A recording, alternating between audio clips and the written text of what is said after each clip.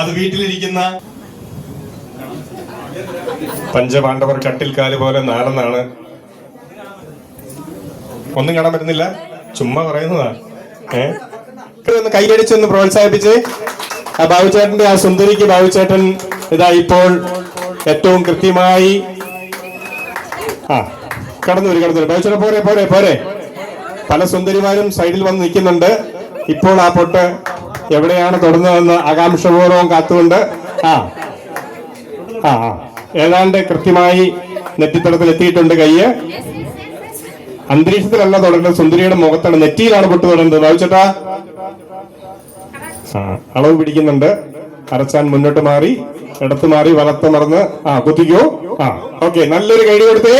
അതാ കൃത്യമായിട്ട് സുന്ദരിക്ക് കുത്തിയില്ല, അത് തിരിച്ചാണ് കുത്തേണ്ടത്. തിരിച്ച് പൊട്ട് കയ്യിലാണ് ഒട്ടിച്ചു വെച്ചേക്കുന്നത്. അതിനിപ്പം ഒരു കാര്യം ചെയ്തോളൂ, ആ പൊട്ടിന്റെ സ്ഥാനം എടുത്ത്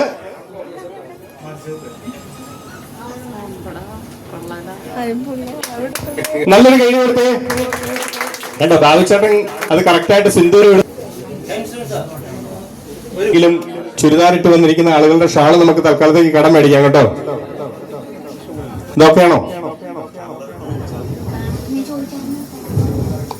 പൊട്ട്? കഴിഞ്ഞ പ്രാവശ്യത്തെ പോലെയല്ല, നമ്മള് പൊട്ടിക്കാൻ പാകത്തിന് കയ്യിൽ പിടിക്കുന്നത് നന്നായിരിക്കും.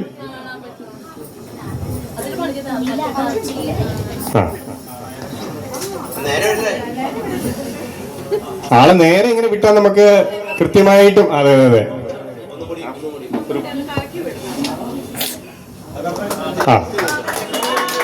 സിന്ധുവിനൊരു കോർഡ്ലെസ് ഫോൺ ഉണ്ട്.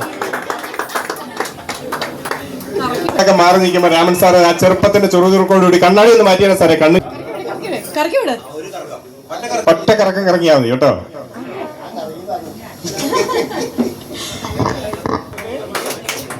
കണ്ടോ, എല്ലാ ചെറുപ്പക്കാരെയും ഇപ്പോൾ പരാജയപ്പെടുത്തിക്കൊണ്ട് സാറ് കൃത്യമായി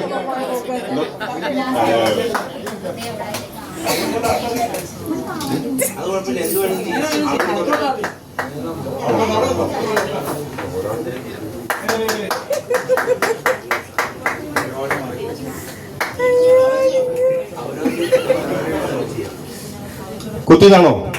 മുമ്പേ എൽജോ സാറ് ചോദിച്ചതുപോലെ അയിലക്കത്ത് കുത്താവോ എന്ന് ചോദിച്ചത്. പോയിക്കോളൂ. ടോണിക്കല്ല കുത്തേണ്ടത്. ടോണി മാറിക്കോ, ടോണി മാറിക്കോ. ടോണിക്ക് ഇപ്പൊ കുത്തും. നേരെ പോട്ടെ പോട്ടെ പോട്ടെ പോട്ടെ. ഓക്കെ, പോട്ടെ പോട്ടെ. ദിലീപ് സാറിന്റെ ക്യാബിനിൽ ആരും ഇല്ല. ബിജു സാറിനാ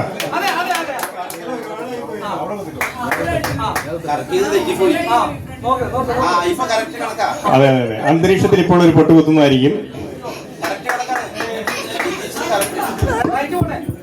ഇത് മതിലിയാടി പൊട്ടുകൂട്ടാൻ പോകുന്ന പോലെ ഉണ്ട്. എന്തെങ്കിലും സംശയമുണ്ട്? കുത്തിക്കോ. ഇത് ഓരോരുത്തരുടെയും പൊട്ടുകൾ നമ്മൾ നോക്കുന്നുണ്ടല്ലോ.